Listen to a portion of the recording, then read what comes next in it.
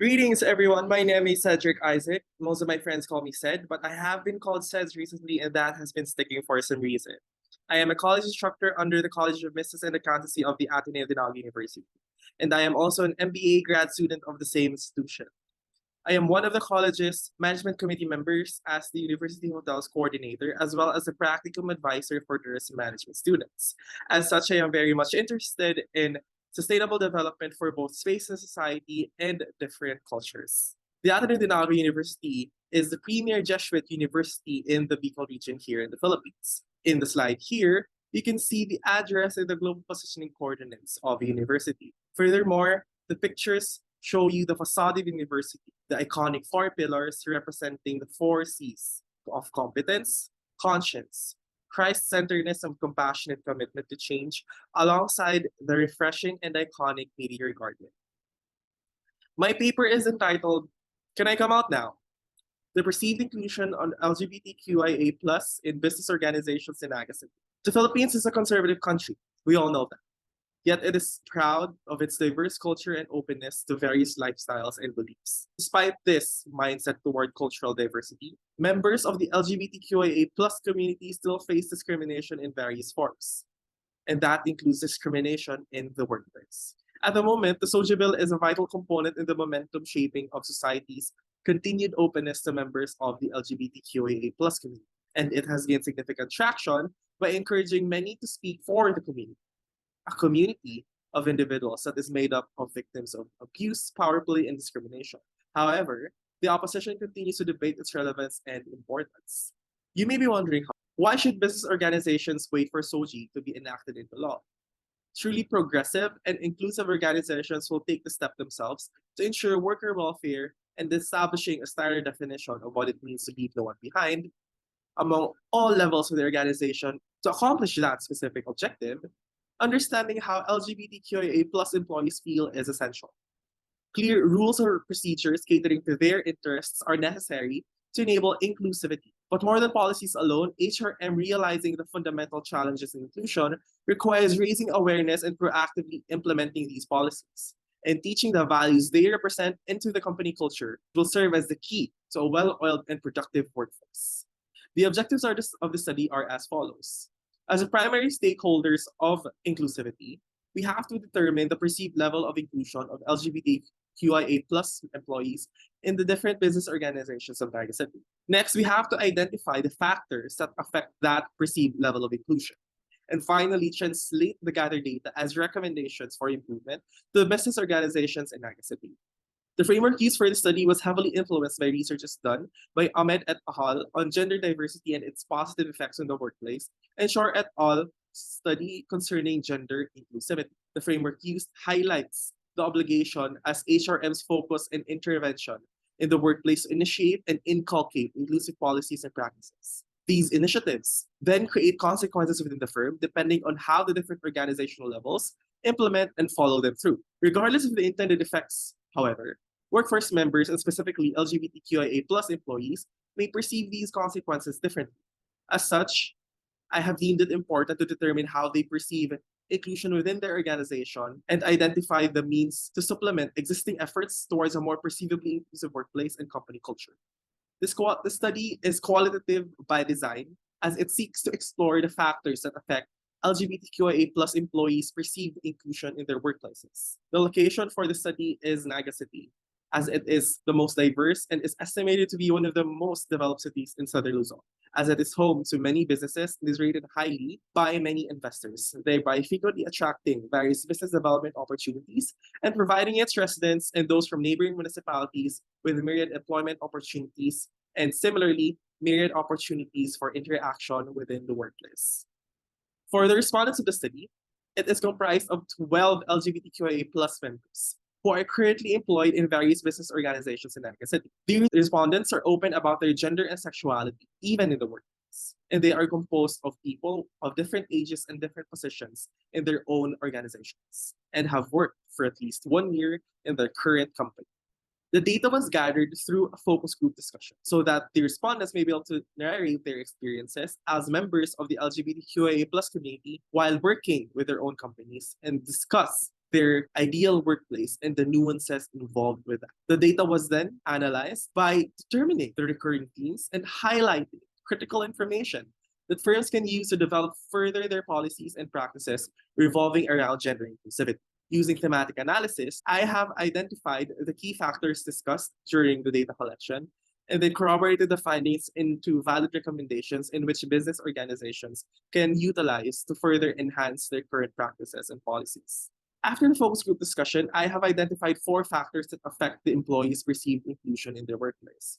On the one hand, authenticity in relationships and interactions and involvement in the work group were found to be somewhat satisfactory, although there was indeed room for improvement. On the other hand, psychological safety and feeling respected in their workplaces requires extensive levels of intervention from management. These 4 factors are what I have found to be most highlighted in the focus group discussion to affect perceived inclusion in the workplace.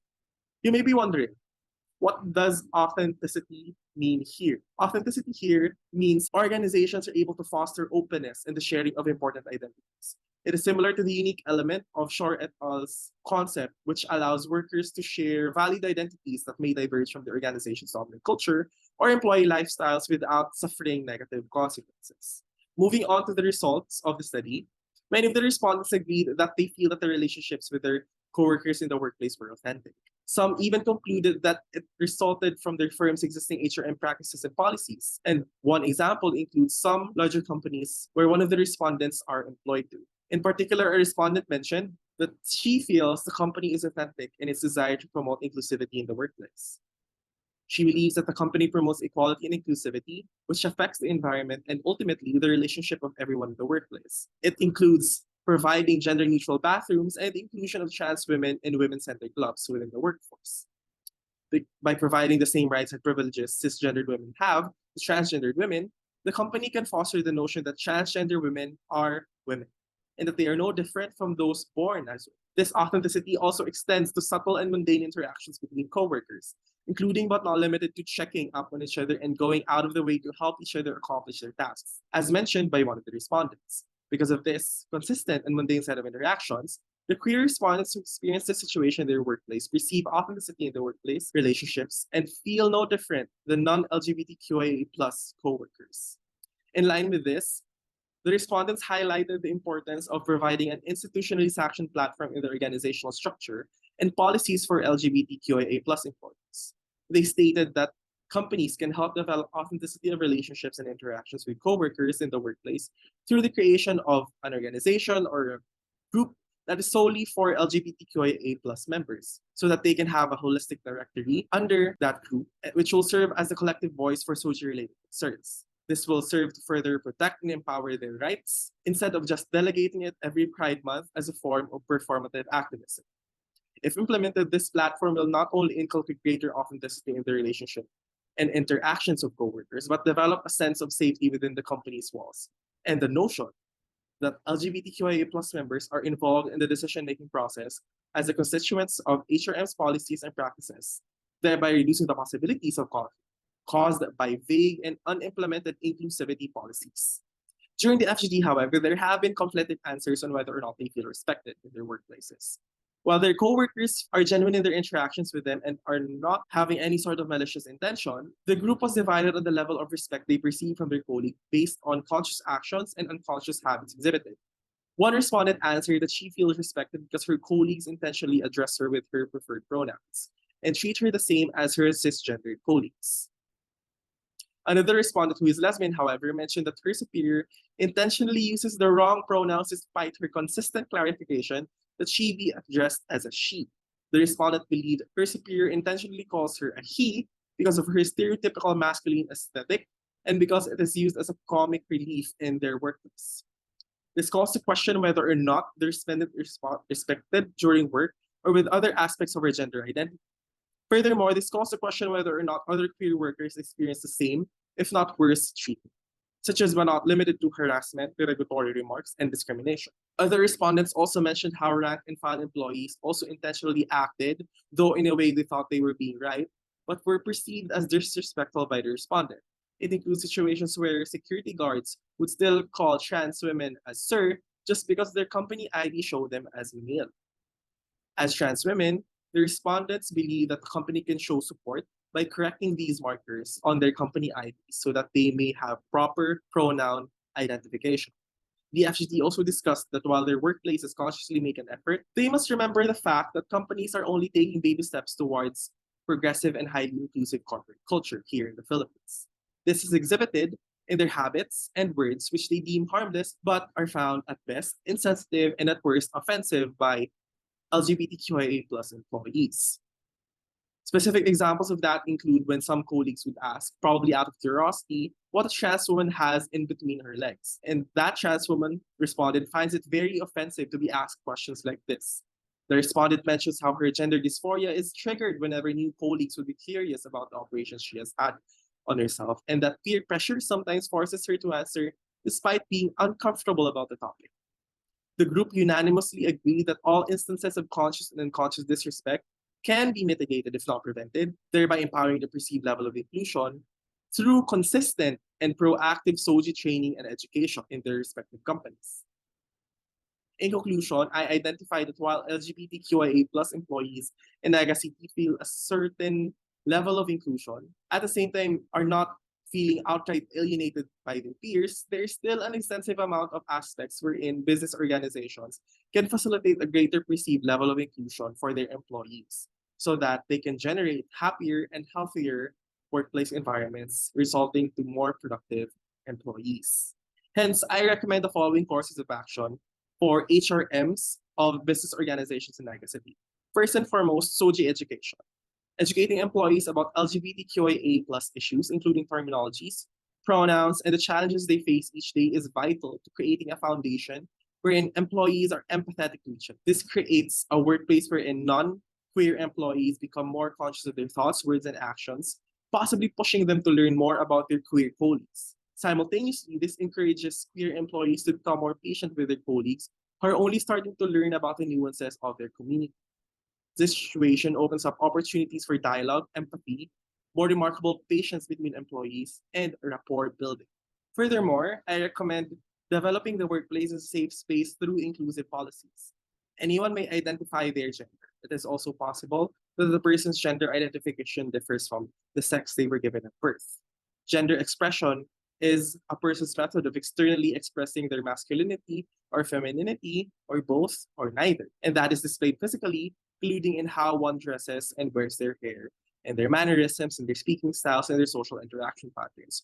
As such, it is imperative for administrators to review company policies and check if they restrict or prohibit employees from fully expressing themselves and from fully identifying with their own gender in their workplace, so that they may not suffer any negative consequences one can expect from a conservative society which has heteronormative dress codes. I also recommend creating structural support for trans employees. While not all challenges can be overcome by businesses, there are obvious actions they can take to enhance the lives of trans individuals. These include ensuring that all employees, genders, and pronouns are included in HR systems, including allowing changes to documents and records, for example, for those who are transitioning or already have transitioned, supporting leave for transitioning coworkers, allowing employees to use the bathroom facilities they find most comfortable, including all gender options, and ensuring that bathroom facilities are inclusive of all employees.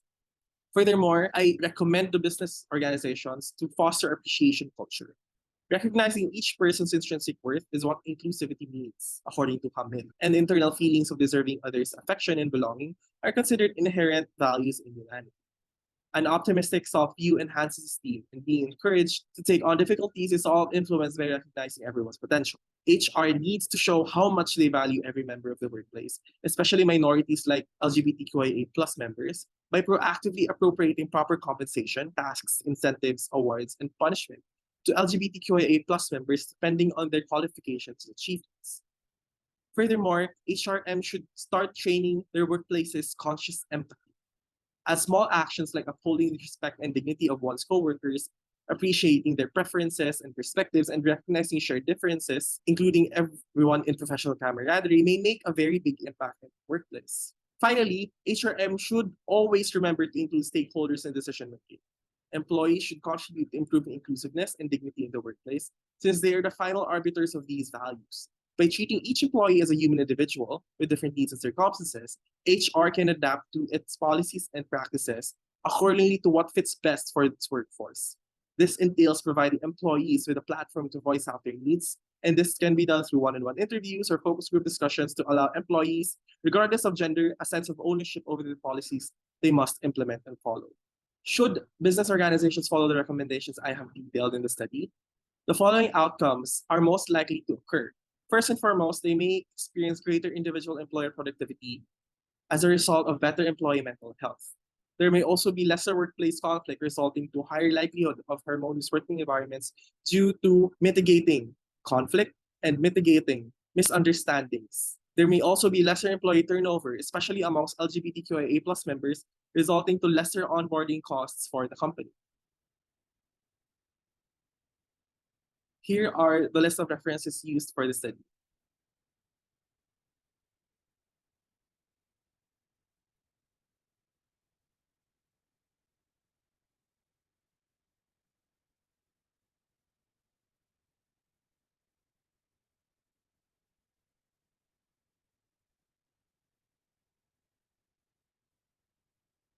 Through my research, I have come to understand that gender inclusivity is crucial in promoting equality and reducing discrimination. I have understood that it is important to recognize that gender is not binary and that individuals should be able to express their gender identity without fear of discrimination or prejudice. One of the key findings in my research is that gender inclusivity is not just about creating a safe space for individuals who identify as non-binary or gender non-confirming, but it is also about challenging gender stereotypes and promoting gender equality. And that means creating an environment where individuals are not limited by their gender and they're free to pursue their interests and passion regardless of the identity they confirm. By promoting gender inclusivity, I believe that we can create a more equal and just society for all individuals. And that applies to you, to me, and to everyone around us. So stay diverse, everyone. Signing off.